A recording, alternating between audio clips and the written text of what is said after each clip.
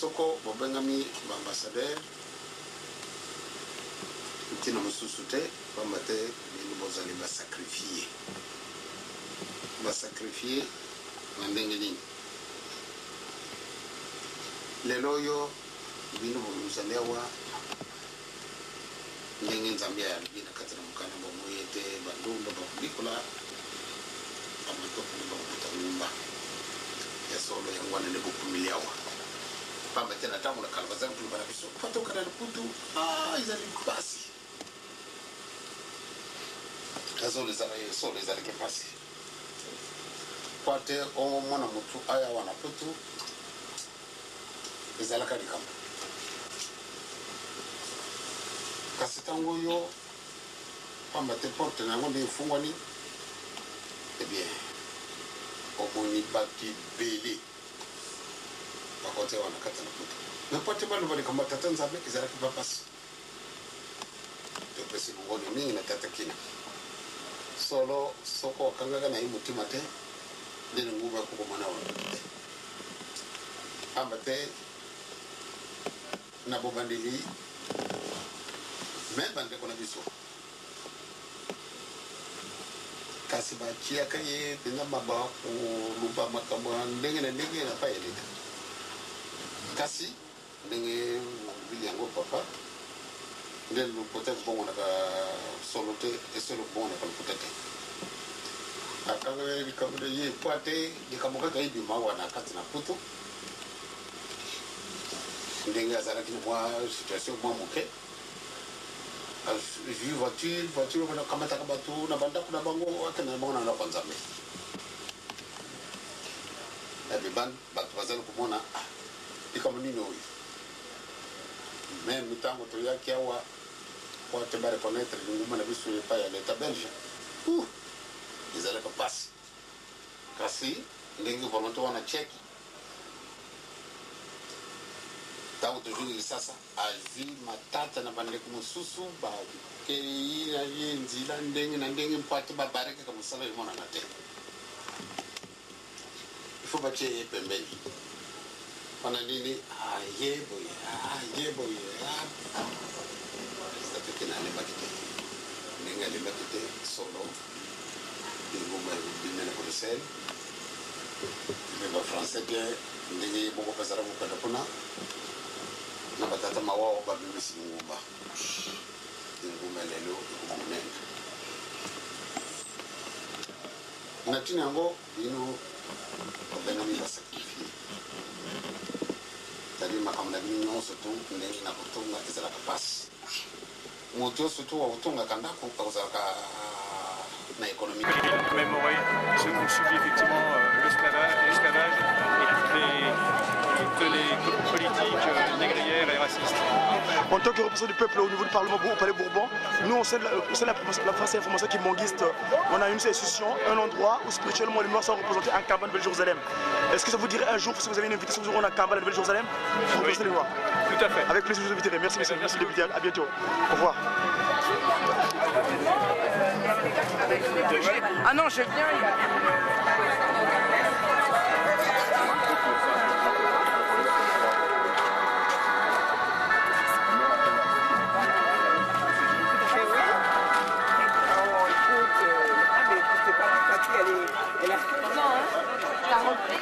J'ai rempli dimanche, j'ai fait de 8h moins 4 à 12h20. Oh là là! J'ai fait Monterre, Colombe, Bretagne, Descends. C'était trop bon. C'est bon, vas-y. Ouais, ma café, ça va être ma caméra. 2 minutes.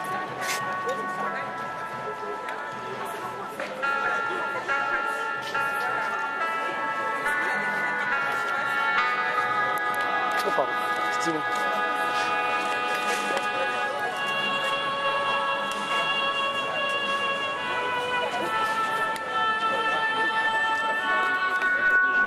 Excusez-moi, de ce que vous pouvez tenir un petit peu, juste l'instant pour faire un petit mot. Oh là là, voilà. ça. Donc on est aujourd'hui le 23 Après-demain, ça sera le 25, le Christ va naître sur terre, en Cameroun, Nouvelle-Jérusalem. On a l'impression parce que Papa Dialongana King est le Seigneur Jésus-Christ.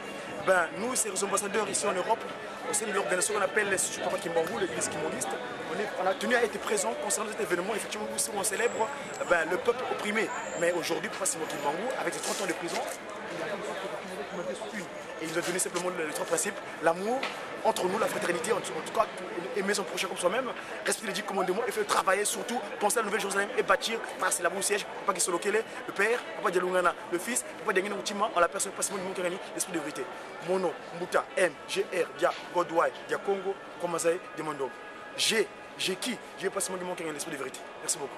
Je remercie mon frère qui est en train de prendre le reportage de circonstances et merci beaucoup. J'aurai l'occasion, comme j'ai dit à M. Brazouzek, le petit lycéen de Saint-Denis, je le inviterai à Kamba au moment opportun. Merci beaucoup. À bientôt. Au revoir. Merci beaucoup. De rien.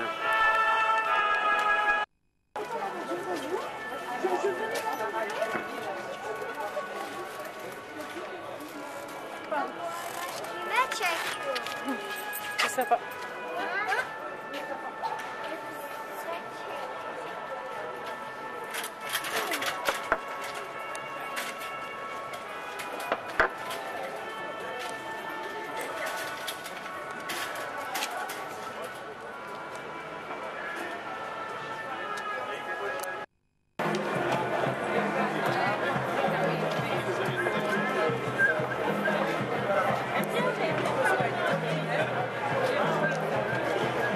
Un petit mot pour la circonstance. Bonne journée, très belle journée.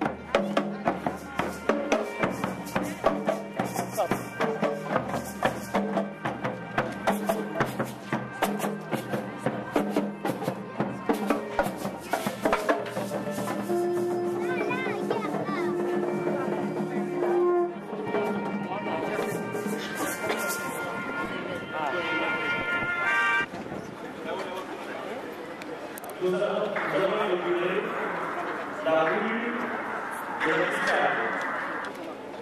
Avant d'être un film réalisé par le célèbre réalisateur américain Steven Spielberg, la Pistale est une histoire vraie. Le 2 juillet 1939, à bord du navire espagnol La Amistad, un groupe d'actifs originaire du Sierra Leone, mené par un jeune homme nommé Sainte, se révolte contre cette dernière. La cinquantaine de lutins passent par les armes s'éprouvent, mais laissent la mission au capitaine du navire. Ils sont en plein océan Atlantique. Ils ne savent pas piloter la goélette sur laquelle ils se trouvent. Les rebelles demandent donc au capitaine de les ramener vers le continent africain. Ce dernier fait mine d'obéir, mais en réalité, il fait la route vers la côte américaine. La goélette est appréhendée par la marine américaine et les Africains arrêtés au Connecticut. Un procès sur le navire et le statut des Africains captifs a lieu. Cet événement fait partie des prémices de l'abolitionnisme aux États-Unis où l'esclavage va encore son plein. Mais la traite négrière atlantique a été abolie une vingtaine d'années plus tôt.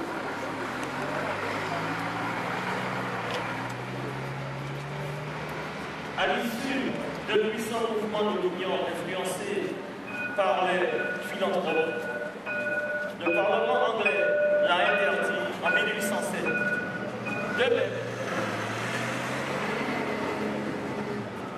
les États-Unis ont promulgué une loi prohibant le commerce océanique d'esclaves, une loi appliquée depuis 1808. Les rebelles de la Amistad sont jugés pour le meurtre de leur geôlier en attendant le sort de prison. Alors que les armateurs de la ville déposent un recours en justice pour récupérer leur cargaison. Mais dans aucun demande que soit reconnu le statut de réfugié pour les réfugiés. Ils récusent le fait que les captifs soient traités de marchandises. La bataille acharnée autour de leur procès attire l'attention de la nation tout entière et met en cause les fondements du système judiciaire américain. Pour les hommes et les femmes emprisonnés, il s'agit tout simplement du combat pour le respect du droit fondamental, inébranlable, la liberté. Les rebelles finissent par obtenir une cause et se sont libérés. Senghé retourne en Afrique avec les missions et les suivants de l'Amistad. Mais une fois arrivé, il constate que son village a été détruit et que sa famille a disparu, sans doute victime des pécheurs d'esclaves. Mais malgré son abolition, la traite se poursuit de manière illégale et le nombre de commerçants et de potentates locaux sans scrupules s'enrichissent grâce au commerce d'êtres humains. Senghé est mort en 1879, enterré sous sa tête natale. Il a demandé à recevoir une cellule chrétienne.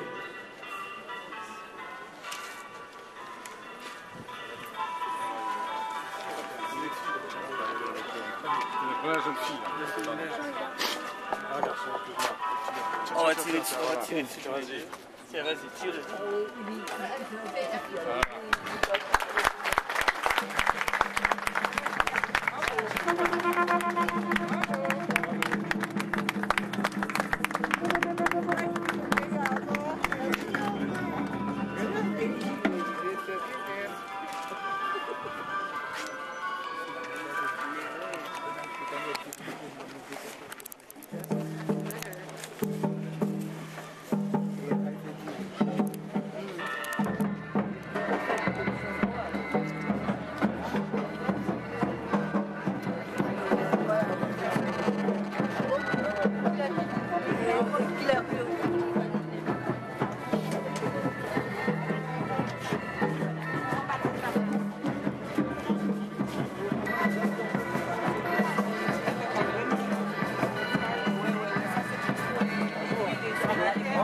Merci.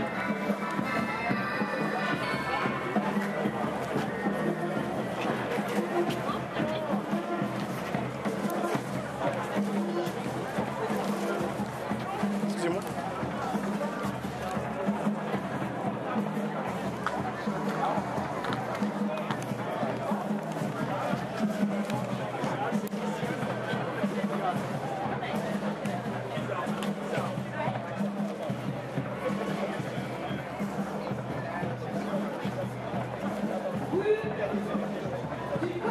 Excusez-moi.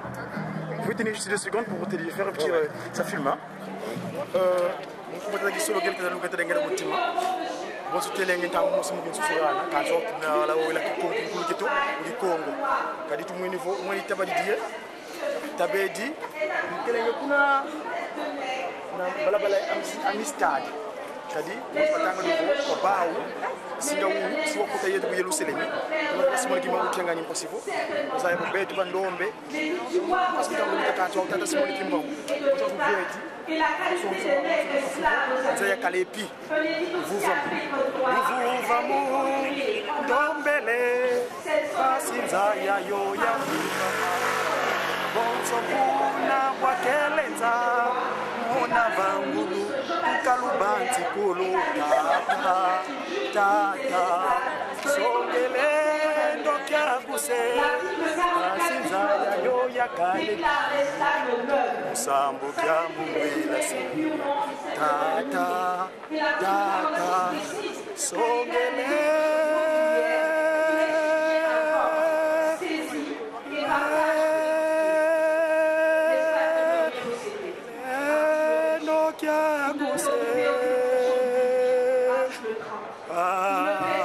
Sinzaya yo ya uvama tatamusa mukia wilasi qui solo kele le père dit Dialungana le fils Noël après demain vendredi 25 mai et le Saint-Esprit Papa Diangenda Kontima en la personne le passement qui m'a gagné l'esprit de vérité batatu batano musi kaka mwilu kaka kimbangu kunau tata kisolo kile tadialunga tanga nchima mwa tata simagi mangu kyangani batano yani kitidi kiki fuko merci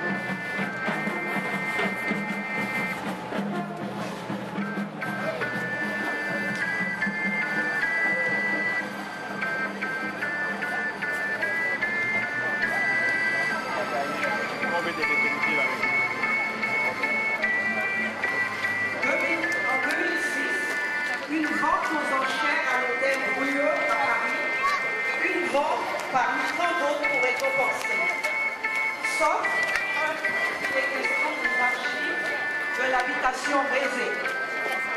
Une famille de disciples esclaves et membres du gouvernement politique tentent d'acquérir les précieux documents. Témoignage de la part de leur famille. Avec quelques milliers d'euros qui sont parvenus à la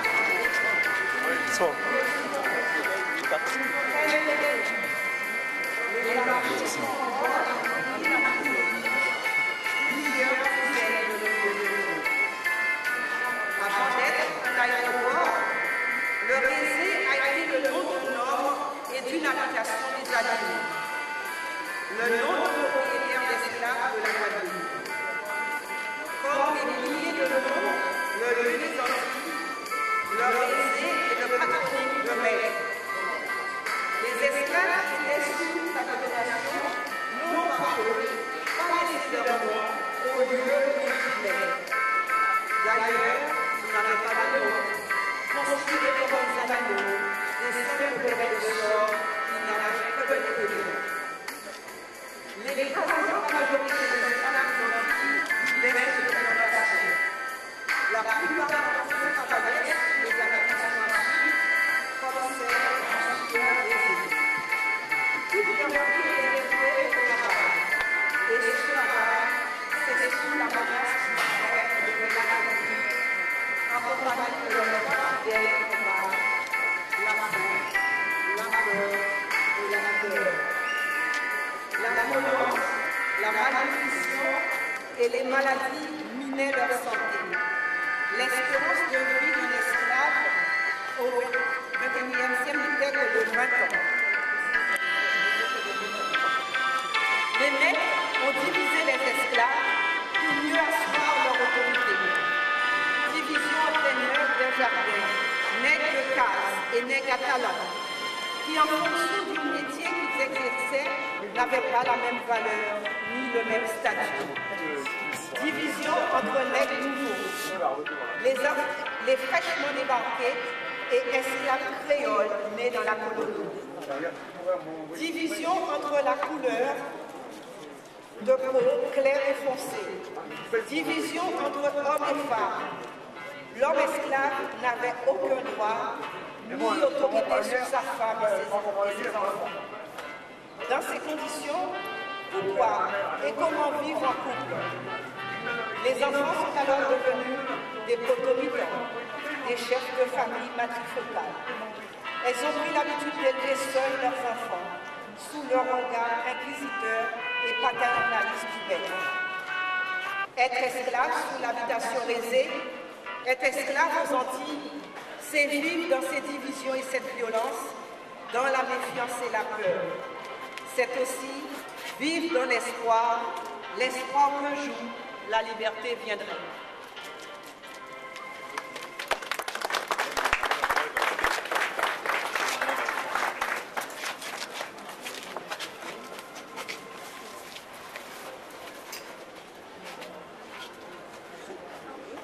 Benda.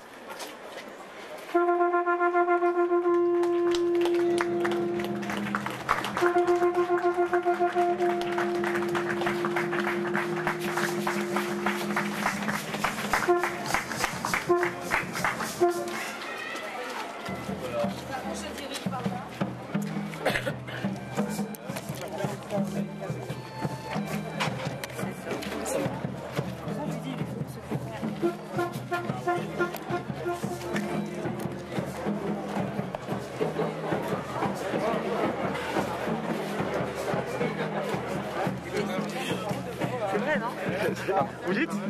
Il faut une secrétaire.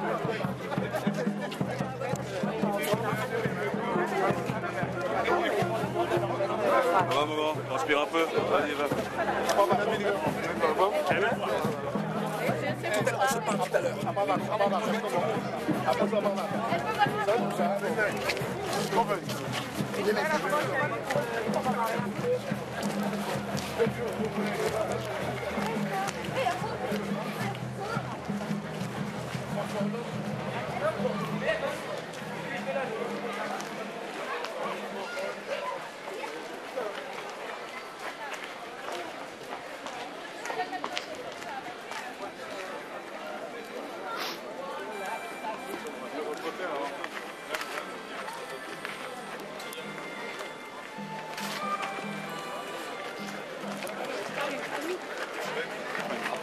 Stéphane. On est bon là, hein? Allez, on est tous bons. Hein. Ça va? C'est parti, merci. Et voilà. Jacqueline, ah oui, bah, Jacqueline. Tiens, merci. Donne-moi des ciseaux, d'ailleurs, parce que je sais le faire, toi. Tiens. T'as pas l'habitude. Donnez-moi un peu de promotion. Il a un coup de ciseau industriel, lui. Hein. Voilà. Je sais pas qui lui a appris ça, d'ailleurs, honnêtement. J'ai fait du découpage à l'école, monsieur. Voilà, j'ai travaillé à l'école avant d'être élu. Contrairement à nous. Et voilà. Tiens, Jean-Paul. Moi j'ai, ça y est. Patrick, donne-moi un Patrick. Pierre. Donne-moi pour. Tiens, Pierre. Donne-moi un moi. Vas-y. Il a parlé, monsieur, je vous ai dit que je vous inviterai chez moi à lever Après l'occasion venue. Merci beaucoup. l'inauguration du square du 23 mai 1998, Attendez, monsieur. nous invitons le maire de Saint-Denis, monsieur Didier Paillard. Merci.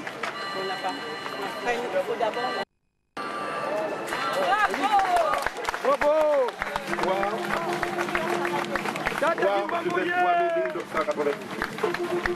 Monsieur Didier Paillard, le maire de Saint-Denis. Bien. Monsieur le délégué interministériel, cher Claudine, monsieur le président du conseil régional, cher Jean-Paul, monsieur le vice-président du conseil général, cher Stéphane Troussel, qui est là. Monsieur le président de pleine commune Patrick Bauzek, monsieur le président du SEM 98 Serge Romana, qui ne doit pas être loin, qui est là-bas. Mesdames et messieurs les élus, mesdames et messieurs les représentants des associations anti-guyanaises, réunionnaises, haïtiennes et africaines, mesdames et messieurs, pour la 5e fois, nous avons l'honneur d'accueillir à Saint-Denis la cérémonie régionale organisée par le comité de la marche 98 pour célébrer les victimes de l'esclavage colonial. C'est en toute intelligence avec ses membres que nous avons soutenu l'organisation de cette manifestation qui prend une nouvelle ampleur. Notre contribution à cet événement traduit toute notre attention et toute notre amitié envers les citoyens originaires des Antilles, de la Guyane, de la Réunion et d'Haïti, nombreux et investis dans notre ville. Comme le disait Frantz Fanon, la plongée dans le gouffre du passé est condition et source de liberté. Depuis la promulgation de la loi du 10 mai 2001, qui reconnaît la traite et l'esclavage comme crime contre l'humanité, nous mesurons le chemin parcouru. Le rapport de notre pays envers ce passé a évolué. Il fallait mettre fin au long silence de la nation sur ce passé criminel et seul un effort collectif pouvait y parvenir. Dès 2006, la municipalité a organisé, en partenariat avec le CEM 98, une cérémonie républicaine pour conforter cette revendication d'une commémoration distincte de celle qui célèbre l'abolition de l'esclavage le 10 mai. Nous sommes heureux d'avoir pu faire avancer la décolonisation des esprits et d'avoir contribué à éclairer les Dionysiens sur cette question. Le passé colonial est considéré en France comme une histoire d'étrangers, celle des Algériens, des Antillais ou des Kanaks. Or, il s'agit bien de l'histoire de la France. Cette histoire est pleinement notre histoire. Pour en finir avec les stigmates du colonialisme et de l'esclavage, il faut regarder notre histoire ensemble et en face. Nous sommes reconnaissants au CM 98 d'avoir sollicité Saint-Denis pour organiser cette manifestation. Ce choix est porteur de sens. Notre ville et plus largement pleine commune compte 136 nationalités différentes. Nous avons le goût et le besoin de croiser toutes ces mémoires, de les partager pour interroger le récit national qui doit inclure tous les citoyens. L'identité populaire rebelle de Saint-Denis ne pouvait que rencontrer la militance contre l'esclavage colonial. Cette lutte est comme une synthèse des engagements qui font la grandeur anonyme des générations de Dionysiens venus des 4 coins de France et du monde. Lutte contre l'exploitation portée à son paroxysme par l'esclavage, qui réduit la personne humaine à la propriété marchande d'un maître. Lutte contre le capitalisme sauvage, dont le commerce triangulaire est tout à la fois l'acte de naissance et le pire des crimes. Lutte contre le racisme au fondement idéologique de cette domination. Lutte enfin contre le colonialisme et le néocolonialisme. Dans ces luttes, la journée du 23 mai marque une victoire. Sa reconnaissance en avril 2008, dans une circulaire relative à l'esclavage et à l'abolition, signifie que la République a enfin décidé de reconnaître et de marquer son respect à l'égard d'une identité, celle des descendants d'esclaves. Si nous ne pouvons pas réparer ce crime contre l'humanité, il nous reste un double devoir. L'esclavage colonial nous intime la tâche de repenser le passé à sa lumière et appelle une rétribution symbolique par le travail de mémoire. C'est pourquoi je veux saluer particulièrement le travail entrepris par le CEM 98 qui a retranscrit un à un les noms des affranchis sur les registres d'état civil de 1848 des communes de Guadeloupe et de Martinique. J'ai pu mesurer combien cette recherche traduisait le désir de se réconcilier avec son identité et donc avec celle des autres, de dépasser l'aliénation anonyme de l'esclavage. L'acte qui nous réunit aujourd'hui est destiné à exprimer une souffrance et à la nommer. Il s'agit d'un besoin individuel mais aussi collectif qui doit s'inscrire dans l'espace public.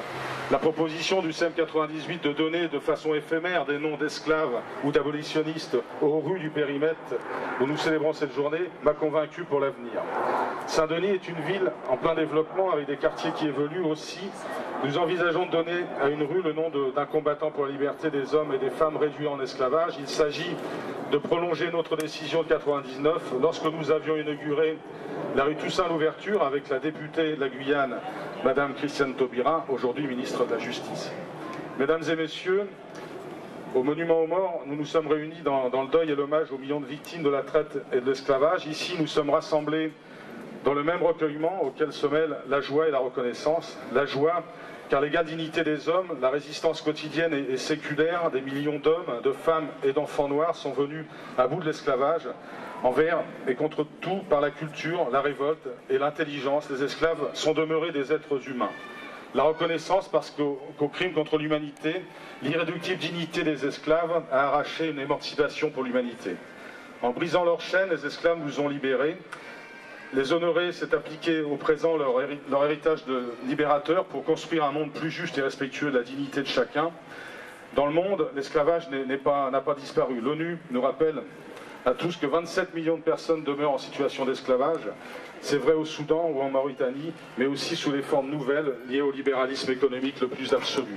Ici, dans notre société, le racisme n'a pas disparu.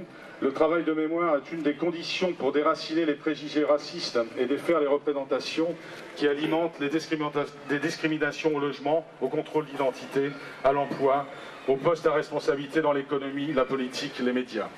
En nous rassemblant dans le souvenir de leur lutte, les esclaves nous tracent le long chemin de l'émancipation humaine qui est de vivre ensemble dans l'égalité des droits. Je vous remercie. Merci au maire de Saint-Denis, M. Didier Bayard. Merci beaucoup. Agglomération pleine commune. Il est député de la Seine-Saint-Denis, M. Patrick Boisec.